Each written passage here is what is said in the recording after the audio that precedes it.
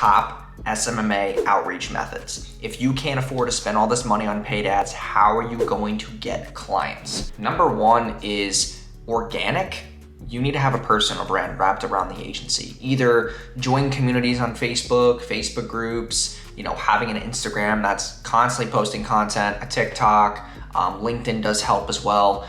Just really posting things that are relatable to business owners who you're ideally targeting. Second thing is gonna be Loom videos. So shooting Loom videos for businesses, e-com sites, local businesses, service-based.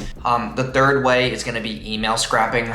So this worked pretty well for me when I used Lemlist. Lemlist is a way for you to get you can go to Fiverr and get a bunch of emails, and then you can just email blast a ton of people in a local radius. Number 4 was cold calling to in-person meeting. I would do the referral system, which is number 5, which is, hey, you're my current client. Okay, you work with me for X amount of months. Listen, things are going really well. Do you have 5 friends?